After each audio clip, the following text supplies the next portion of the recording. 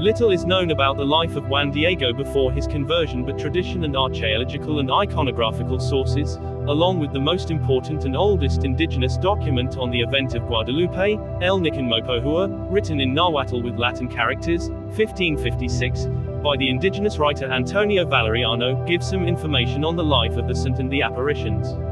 Juan Diego was born in 1474 with the name Cuautlatotzin, the Talking Eagle, in Cuautlatlán, today part of Mexico City, Mexico. He was a gifted member of the Chichimeca people, one of the more culturally advanced groups living in the Anahuac Valley. When he was 50 years old, he was baptized by a Franciscan priest, Fr. Peter D. Gand, one of the first Franciscan missionaries.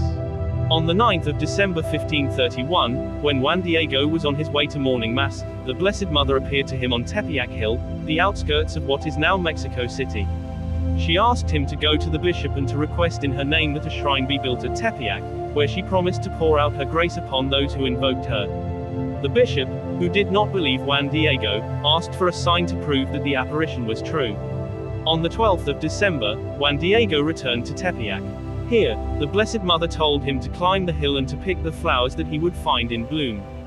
He obeyed, and although it was winter time, he found roses flowering.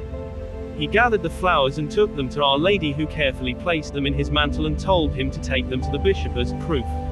When he opened his mantle, the flowers fell on the ground and there remained impressed, in place of the flowers, an image of the Blessed Mother, the apparition at Tepeyac. With the bishop's permission, Juan Diego lived the rest of his life as a hermit in a small hut near the chapel where the miraculous image was placed for veneration. Here he cared for the church and the first pilgrims who came to pray to the Mother of Jesus.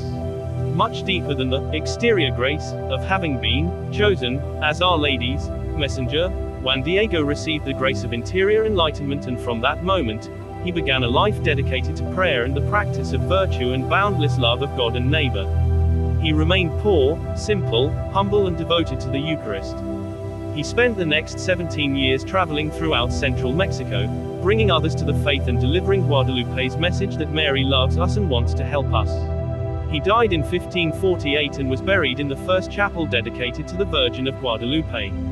He was beatified on the 6th of May 1990 by Pope John Paul II in the Basilica of Santa Maria di Guadalupe, Mexico City. The miraculous image, which is preserved in the Basilica of Our Lady of Guadalupe, shows a woman with native features and dress. She is supported by an angel whose wings are reminiscent of one of the major gods of the traditional religion of that area. The moon is beneath her feet and her blue mantle is covered with gold stars. The black girdle about her waist signifies that she is pregnant. Thus, the image graphically depicts the fact that Christ is to be born again among the peoples of the New World, and is a message as relevant to the New World today as it was during the lifetime of Juan Diego.